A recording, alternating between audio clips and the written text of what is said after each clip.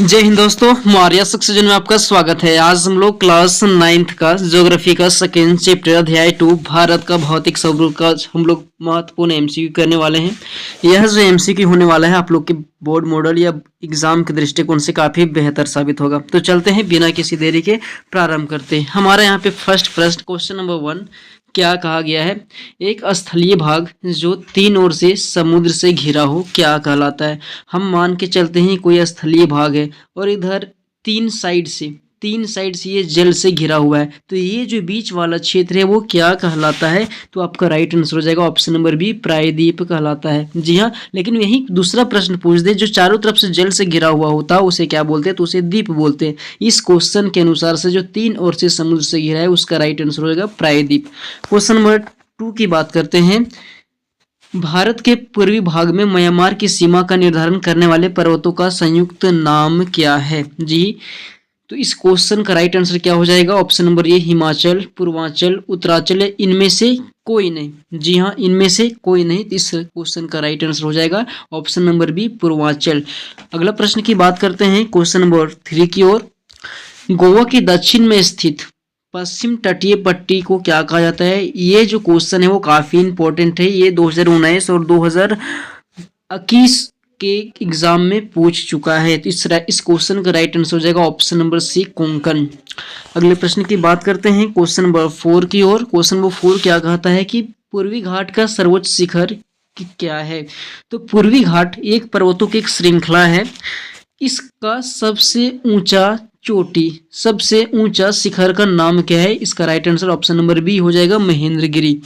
Question number 5 की बात करते हैं। क्वेश्चन नंबर 5 क्या कहा जा रहा है कि भारत का कौन सा स्थान 3 सागरों से मिलन स्थल पर स्थित है? मतलब 3 सागरों के मिलन स्थल पर स्थित है। तो आपका राइट आंसर हो जाएगा कन्याकुमारी। इस तरह भी प्रश्न पूछा जा सकता है कि कौन सा ऐसा स्पेस है जिसकी सीमाएं, कौन सा ऐसा स्थान है जिसकी सीमाएं 3 सागरों अर्थात बंगाल की खाड़ी, हिंद महासागर और अरब सागर को छूती है। तो इस क्वेश्चन का भी राइट आंसर कन्याकुमारी ही हो जाएगा।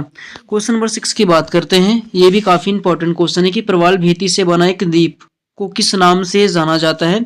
तो प्रवाल भित्ति से बना हुआ जो एक द्वीप होता है, वो जो द्वीप कौन सा है? लक्षद्वीप। ये लक्षद्वीप जो है वो प्रवाल अर्थात मूंगा से बना हुआ है। मूंगा एक प्रकार का समुद्री जनजाति हुआ करती है, और जब ये सामूहिक रूप में इसका मृत्यु होता है तो ये पघल कर या छपील कर ऊपर आ जाता है और ऊपर तैरने लगता है, और एक लंबे अवधि के बाद वहां पे धीरे धीरे मिट्टी धूल जमने के कारण एक द्वीप का निर्माण होता है। उसी द्वीप का नाम है लक्षद्वीप, जो कहाँ पे स्थित है? अरब सागर में स्थित है।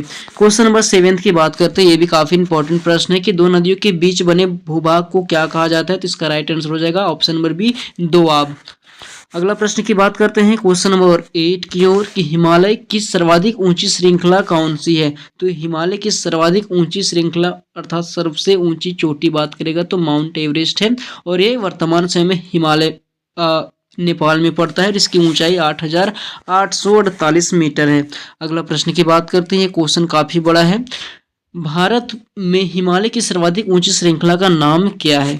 जी हाँ, भारत में जो स्थित है वो सबसे ऊंची श्रृंखला का नाम क्या है? तो इसका राइट आंसर हो जाएगा कंचनजंगा। जी हाँ, भारत में स्थित सबसे ऊंची श्रृंखला वर्तमान समय में कंचनजंगा है। लेकिन यही क्वेश्चन घुमा के पूछ देता कि भारत का, जी हाँ, भारत में पूछेगा तो कंचनजंगा ऑप्शन मारिएगा, और भारत का पूछेगा तो वो K2 हो जाएगा, काराकोरम K2 हो जाएगा।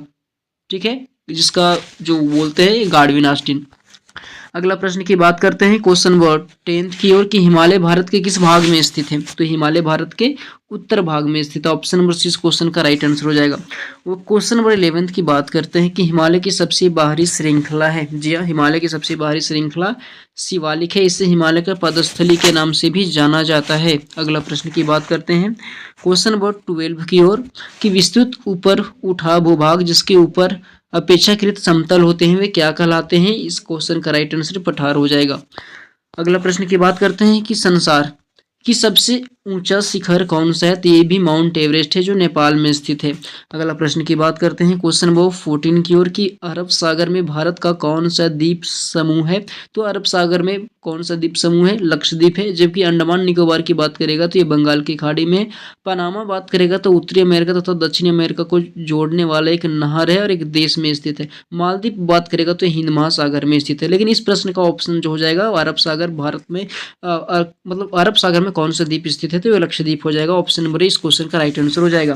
क्वेश्चन नंबर 15 की बात करते हैं कि किन बादलों और वर्षा का राज्य कहा जाता है? मतलब किसे बादलों और वर्षा का राज्य कहा जाता है? तो आपको पता ही होगा मेघालय को। मेघालय का मासिन राम और चेरापूंजी ये जो प्लेस होते हैं यहाँ पे सर्वाधिक वर्षा होती है। क्वेश्चन नंबर 16 की बात करते हैं कि किसके उत्तर में अंगारा भूमि थी? किसके उत्तर में अंगारा भूमि थी? तो इसका राइट आंसर हो जाएगा गोंडवाना। अगला क्वेश्चन की बात करते हैं क्वेश्चन नंबर 17 की ओर। तीन ओर से समुद्र से घिरे भूभाग को क्या कहा जाता है? ये वही प्रश्न रिपीट हो गया कि तीन ओर से समुद्र से घिरा होता है उसे क्या बोलते हैं? प्रायद्वीप बोलते हैं।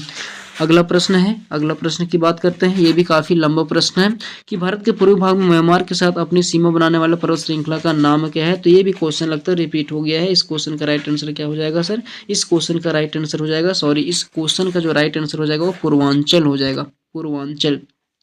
आई होप दोस्तों ये वीडियो आप लोग के लिए काफी इन्फॉर्मेटिव लगा हो। तब तक के लिए जय हिंद। मिलते हैं इसी प्रकार के नेक्स्ट वीडियो में।